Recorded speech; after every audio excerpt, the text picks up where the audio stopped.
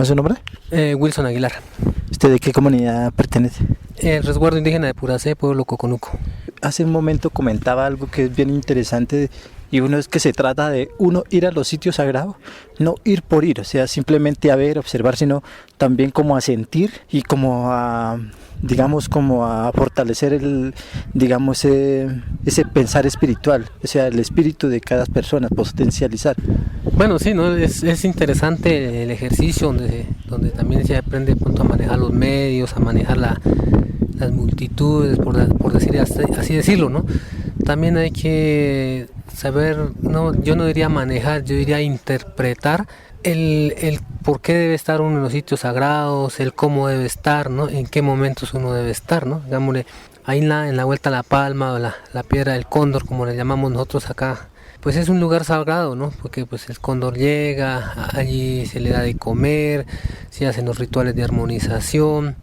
Entonces cuando las personas llegan que son diferentes a la comunidad, pues hay que hacer el ritual, ¿no? Para pedir permiso para poder entrar, ¿no? Pero no necesariamente hay que tener el médico, ¿no? O el sabedor, sino que uno desde el espíritu, ¿no?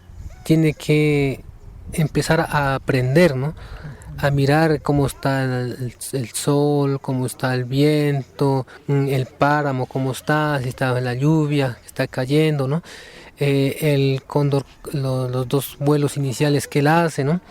Todo esto hay que irlo interpretando, porque es que si uno entra ya como, por decir algún turista de playa, como que usted si fuera a una discoteca a bailar, fuera otra cosa, entonces no va a poder entender. Y el cóndor tampoco, ni espiritual, ni él como cuerpo presente va a bajar, ¿no? Entonces de ahí la necesidad, ¿no? De que cada persona empiece a interpretar, ¿no? Ya como ustedes como medio de comunicación, pues ustedes tienen que empezar a darle la importancia, digámosle, a una noticia, a algún escrito sobre algo que ustedes vayan a ver, ustedes tienen que empezar a mirar, a interpretar cuál era el pensamiento de la otra persona o qué era lo que la persona les quería transmitir, para ustedes dentro de su comunicación no vayan a equivocarse, no a expresar, ¿no? Que la persona quería decir que sí, ustedes dijeron que no, ¿no?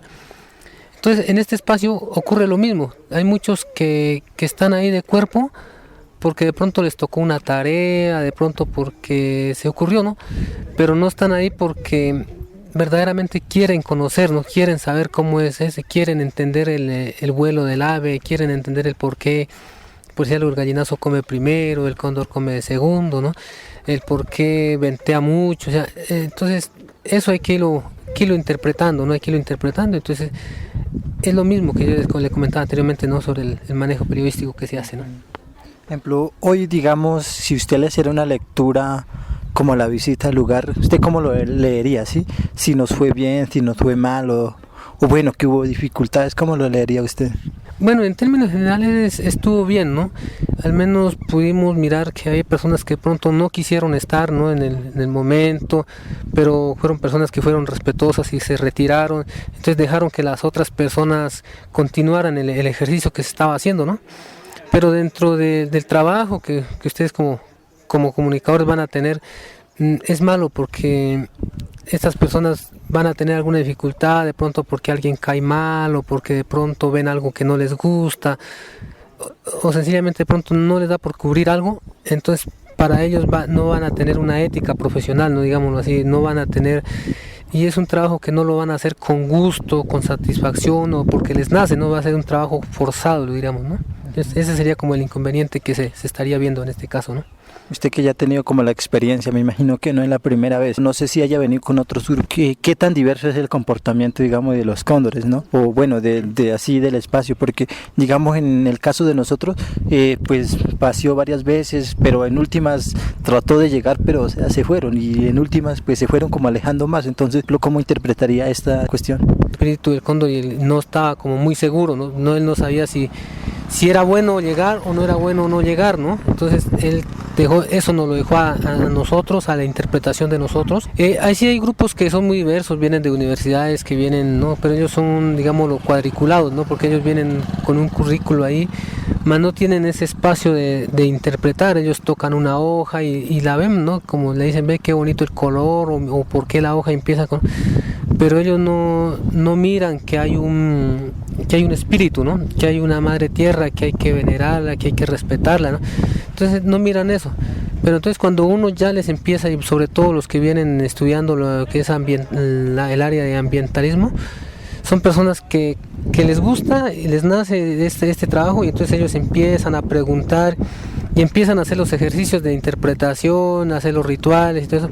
Entonces hay un buen comportamiento. Entonces ya digamos, el cóndor baja muy rápido, entran por el lado que tienen que entrar, se dejan fotografiar muy fácilmente, y durante todo el recorrido les hace muy bueno, ¿no? Como también hay personas que hay de colegios y de otras universidades que los traen, y para algunos es como una obligación porque tienen que hacer una tarea, porque tienen que hacer una investigación, ¿no? Pero no vienen con eso, entonces eso hace que muchas veces el cóndor no llegue, y ha habido ocasiones que el cóndor en el día no ha llegado. Entonces por eso es que es bueno, ¿no? Como digo, ir interpretando como los espacios como se van dando, ¿no? Bueno, ahí cuando es bueno el día, pues digamos, un día bueno, hoy el día está soleado, y aparte la mañana está soleado, hay vientos muy frescos, muy suaves, no son vientos fríos, son vientos que si uno los sabe recibir en el momento, le sabe dar el abrazo como es, son vientos que te van a dar energía, ¿no? Te van a dar buena energía. Lo mismo, el sol te va a calentar. La lluvia también va a ser una lluvia como de una ceremonia, ¿no? Va a ser una lluvia torrencial, o de pronto va a ser una paramada que te va a obligar a cobijarte, a retirarte del sitio, ¿no? Todo va a ser muy agradable.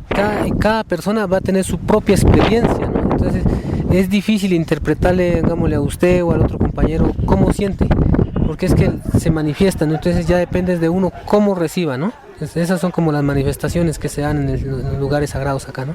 ¿Usted tiene conocimiento, digamos, de hace cuánto existe, digamos, los cóndores aquí? ¿Cuántos son? ¿Y de hace cuánto viven en ese sitio sagrado? Bueno, los cóndores, los actuales a fecha de hoy tienen un promedio de 22 años. Ellos son introducidos, ¿no? Los cóndores nativos, a ellos no le llamaban cóndor, le llamaban el buitre, que eran animales mucho más grandes, eran más imponentes, lo que dicen los mayores, ¿no? Pues yo no alcancé a conocerlos, ¿no?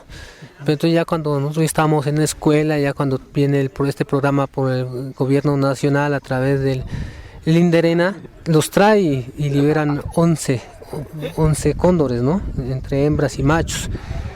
Acá pues de esos sobreviven 3, y de todos los que la reproducción que trajeron a Colombia, todo en ese programa, pues nació Yacaira, que Yacaira nació en el zoológico de Cali, y ella está liberada por los lados del parque, los parques Los Nevados, ¿no? De acá pues afortunadamente no han dado cría. Unos pues decimos que la hembra es machona porque se han encontrado los huevos. Otro pues también, ¿no? El proceso, cuando ellos los trajeron desde el punto científico. A ellos no se les hizo la limpia, no se les hizo la armonización, entonces eso tiene que estar influenciando, ¿no? Y lo otro es que ellos pues vienen desde un laboratorio, creados en un laboratorio, entonces pues no sabemos exactamente qué está pasando con ellos, ¿no? Aunque días pasados pues por el lado de acá abajo de Aguarregada encontramos un polluelo y pensamos que era cóndor, pero ya cuando llegan los técnicos esto ya dijeron que no, que era un gallinazo, ¿no? Pero sin embargo pues se sigue en esa brega de que haya la reproducción, ¿no?